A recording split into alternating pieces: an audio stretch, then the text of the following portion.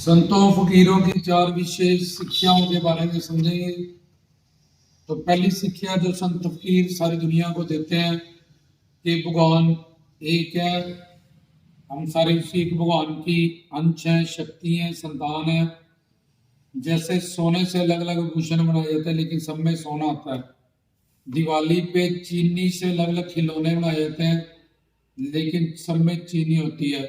ऐसे हिंदू, मुस्लिम, सिख, ईसाई, बौद्ध, जैनी, यहूदी, पारसी सब एक ही भगवान से, सबका मालिक एक है।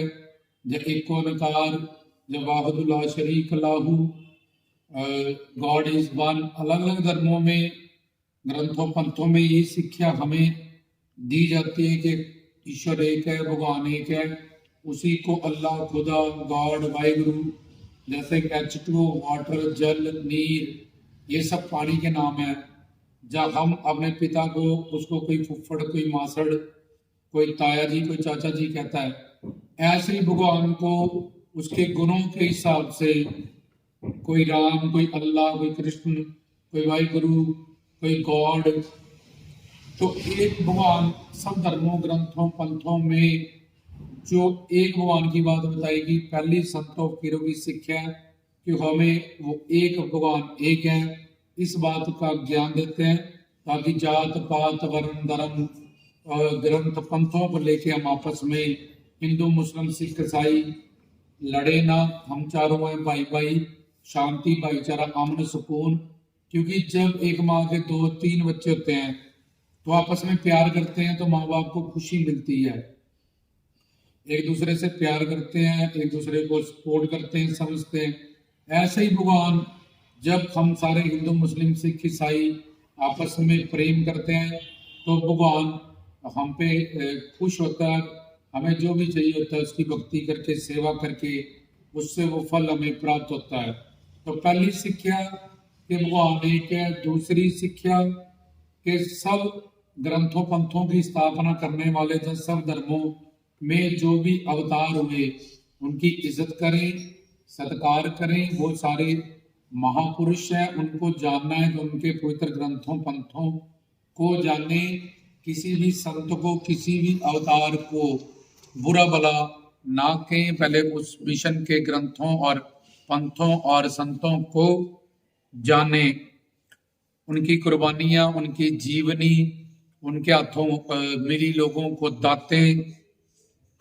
तो सब अवतारों की या और भी सब ग्रंथों पंथों का प्रचार करने वाले, या जिन पे पैगंबरी या रब्बी वाणी उतरी, उन संतों का, अवतारों का, काल माया से परे हैं जो देवता, उन सब का सत्कार करें बिना सोचे समझे। क्योंकि भगवान सर्वज्ञ, सर्वंतर्यामी है और सब में विराजमान है। आत्मा में परमात्मा, परमात्मा में आत्मा। और ये सारी सृष्टि, ये सारा संसार भी भगवान का बनाया हुआ है। हर कोई अपने प्रारब्ध से अच्छा बुरा हो सकता है। इस सब ग्रंथों पंथों और अवतारों की इज्जत करें। महापुरुष पुरुषों की, ब्रह्मज्ञानियों की, अंतर्यामी जोगीनाथों की, पीर फकीरों की, संतों महात्माओं की, या अलग अलग मिशन में होने वाले अवतार, या फरिश्ते, या देवदूत, या गुरु, या पीर, या फकीर, या ब्रह्म ज्ञानी, या साधु संत, या जोगीनाथ, इनकी इज्जत करें। तीसरे नंबर पे, संसार में अगर तुम्हें कोई बुरा भला के ताने मैंने दे तो उसको अपने ही पापों का भोग समझे कि ये पापों का भोग मुझे आगे यमदूतों से दंड मिलता, सजा मिलती। ये मेरा भाई बहन या संसार में इसने मुझे मेरी निंदा कर दी, चुगली कर दी, बुरा भला कहा, तो मेरा वो पाप यहीं पे नष्ट हो गया। इसने मेरी बड़ी हेल्प की उसमें, नहीं तो इन पापों की सजा मुझे नरक में जाके भोगनी पड़ती। तो ताने माने देने वालों को इग्नोर करें।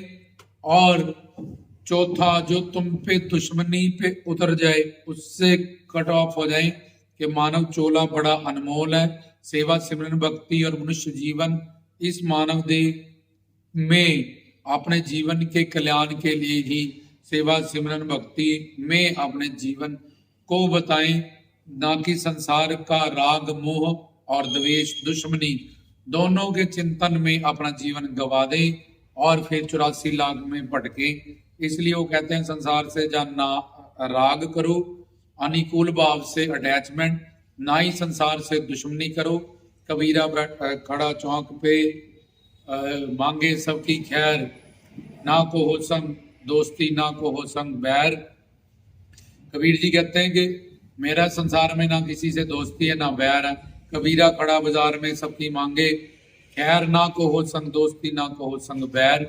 इसलिए 4 शिक्षाएं फकीरों की जो मान के चलते हैं, धारण करके चलते हैं, उनके मुरीद हैं, उनके शिष्य हैं, उनको मानने वाले हैं, उनके प्रेमी हैं। जो सब का मालिक एक और सब ग्रंथों पंथों से में जो भी अवतारी पुरुष हैं, साधु संत महात्मा हैं, उनका इज्जत करना, उन ग्रंथों पंथों का भी और उनमें होने वाले पीर पैगंबर अवतार गुरुजनों का भी। और उसके बाद जो भी तुम्हें बुरा भला के संसार में ताने मैंने निंदे चुगली करे, उससे उदासीन होना, इग्नोर करना और ये ज्ञान रखना कि इससे मेरे ही पापों को की जो सजा है वो कम हुई है, वो नष्ट हुई है। और चौथे नंबर पे, तीसरे नंबर पे कि मेरे ही पापों की ये जो सजा है आगे जाके मुझे मिलनी थी, ये नष्ट हुई। चौथे नंबर पे फिर भी कोई नाजायज ही तुम पे दुश्मनी पे उधर आए तो तुम उस दुश्मन या दुश्मनी के चिंतन को अपने अंदर लेके अपने मानव जीवन को बर्बाद ना करें। उससे जैसे तीसरे नंबर वाले से उदासीन इग्नोर करने के लिए उन्होंने समझाया, तो चौथे नंबर से उनके बिल्कुल कट ऑफ हो जाओ और संसार के जो उनके राग और द्वेष, इन दोनों से पर्यट के अपने मानव जीवन के कल्याण के लिए सेवा सिमरन भक्ति में ही अपना जीवन बिताएं, ताकि हमारी 84 की जो जोनी है, आवागमन का जो चक्कर है, इस भवसागर में जो घूम रहे अनंत काल से, इससे हमारा छुटकारा आ जाए और हमें सुख शांति प्रेम आनंद मिल जाए। राम जी दास की तरफ से जय बाबा जी।